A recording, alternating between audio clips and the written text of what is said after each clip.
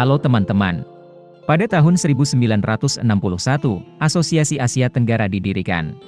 Sejak 1967, namanya diubah menjadi Perhimpunan Bangsa-Bangsa Asia Tenggara. Jadi mengapa negara-negara Asia Tenggara membentuk ASEAN? Apakah itu hanya organisasi politik, ekonomi, budaya, dan sosial negara-negara di kawasan itu? Atau apakah itu memiliki tujuan lain yang lebih dalam?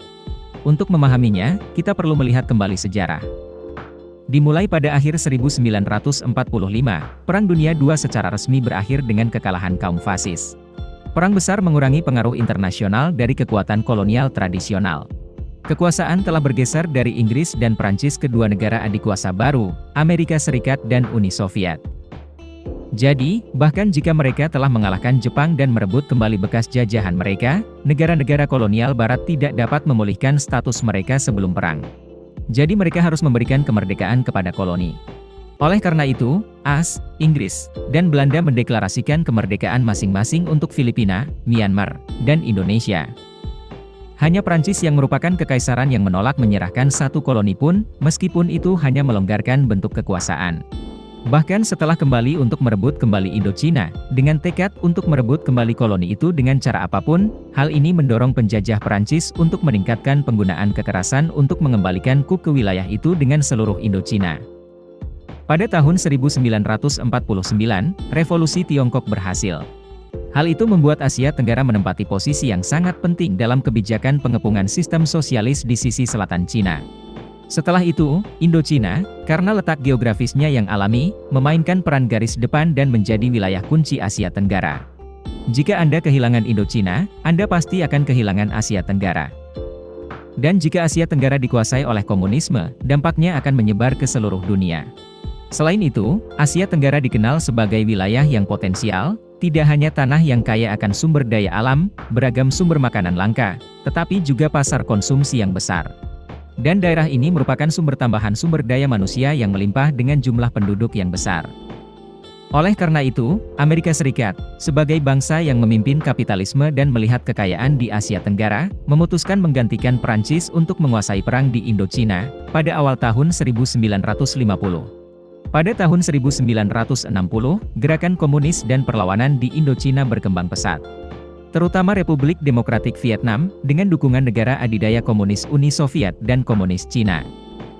Ini telah membantu Republik Demokratik Vietnam tumbuh dan meningkatkan pengaruhnya di wilayah tersebut.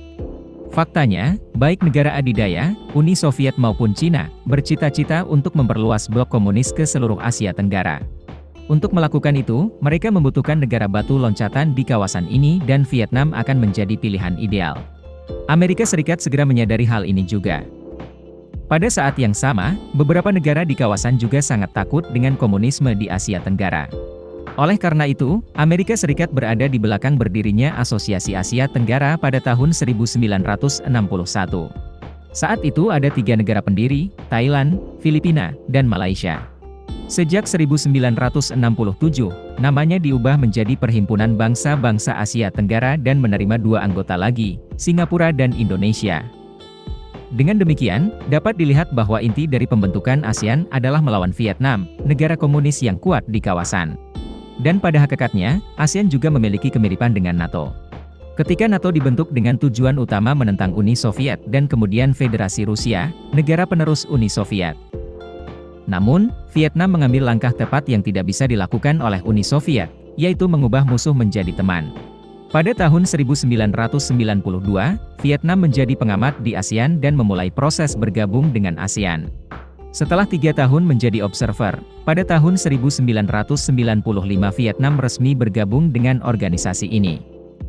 Tidak berhenti di situ, Vietnam juga mempengaruhi dan memimpin 2 negara, Laos dan Kamboja, untuk bergabung dengan ASEAN pada tahun 1997 dan 1999. Dengan demikian, dari pembentukan ASEAN untuk melawan Vietnam, Vietnam kini telah menjadi anggota ASEAN dan lebih dari itu, Vietnam berdiri sebagai pemimpin, memimpin dan mempersatukan seluruh anggota ASEAN. Di pihak Rusia, di sisi lain, Rusia saat ini sedang menghadapi NATO. Meskipun dia mencoba berkali-kali untuk melamar keanggotaan NATO, dia tidak berhasil. Meski begitu, realita membandingkan Vietnam dengan Rusia dan ASEAN dengan NATO adalah timpang. Vietnam adalah negara yang cinta damai dan tidak pernah menjadi kekuatan sejati. Sementara itu, Rusia secara historis merupakan kekuatan dengan pengaruh global.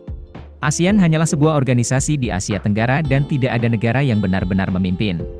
Sementara itu, NATO adalah organisasi militer terbesar di dunia dengan Amerika Serikat yang kuat memimpin dan memimpin. Jadi jelas semuanya relatif dan semua perbandingan timpang. Video berakhir di sini. Terima kasih semua untuk menonton dan menyukainya. Jika menurut Anda videonya bermanfaat, beri kami suka dan berlangganan saluran untuk mendukung kami. Sampai jumpa dan sampai jumpa lagi.